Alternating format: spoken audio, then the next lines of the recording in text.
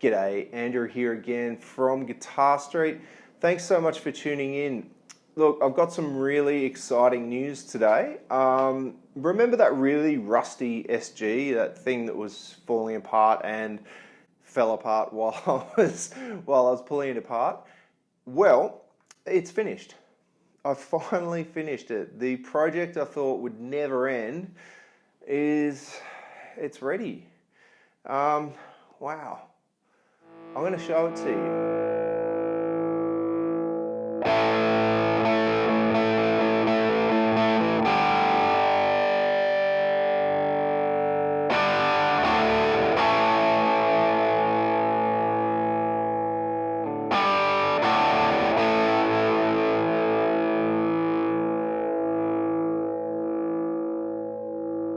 This rescue started out life as a way for me to pay tribute, I guess, to an album that changed my life.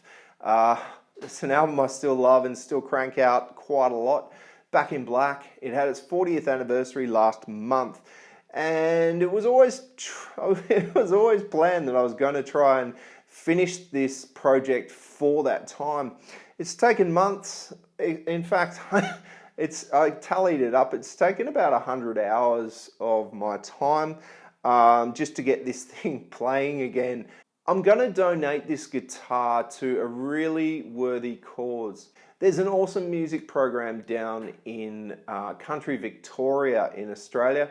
It's called the Gigari Music Muster. They shut down the town and they have music classes and seminars and group classes. I got in contact with Di. She runs the guitar program, and I've asked her to find me a worthy recipient, a local school kid, so a country school kid who's really into guitar and who would really appreciate an SG that, you know what, it actually looks a bit like Angus Young's number 2 guitar. I want it to change someone's life. I guess the way guitar changed my life, you know, it saved my life a few times, definitely as a teenager. So, you know what, if I can pay that forward, then that's great. So, that's where the guitar's going.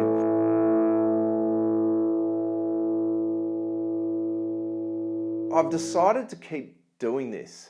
And by doing this, I mean rescuing guitars and donating them to worthy causes. So if you want to help out, I'm going to be releasing a t-shirt for each one of the rescue guitars. If you want to actually support this, me buying shitbox guitars and fumbling around for a few months and then turning them into something playable and lovable, and something that can change a kid's life, please purchase one of our t-shirts. So without further ado, let's have a look at this project.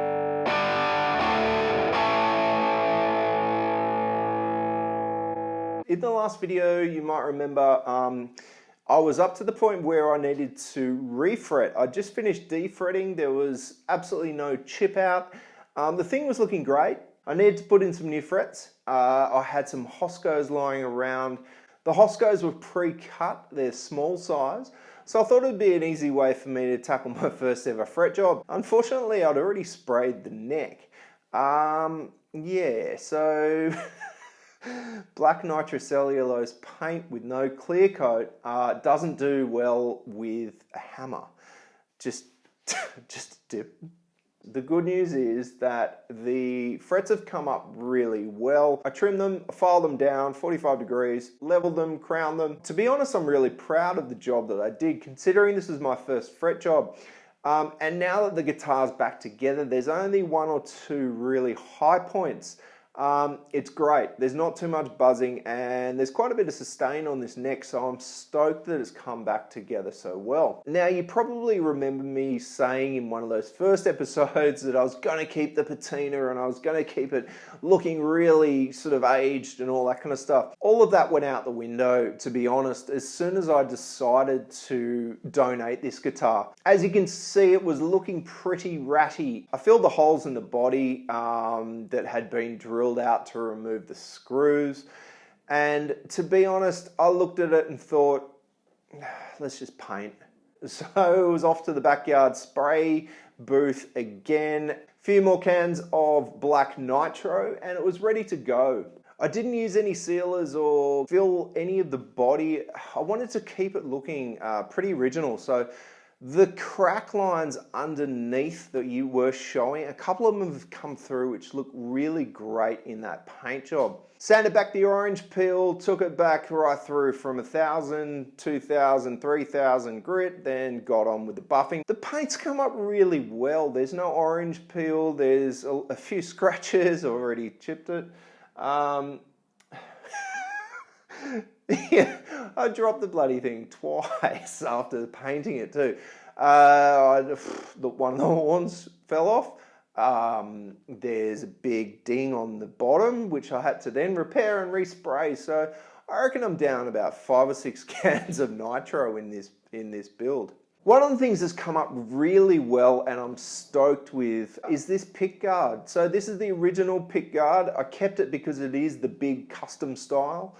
And those are pretty hard to find to fit any guitar that's not a Gibson. I actually sprayed it with a specialized plastic paint and then shaved off the edges. So I just used a blade to cut it through. So it makes it look like it's actually a 4-ply. Done that to the truss rod cover as well, and I think it's come up really well. As I mentioned in the last episode, absolutely nothing was salvageable in the electronics. I've reused a number of 500k pots that I had from a previous project, and I've built a 50 style wiring harness with braided wire and some orange drop caps.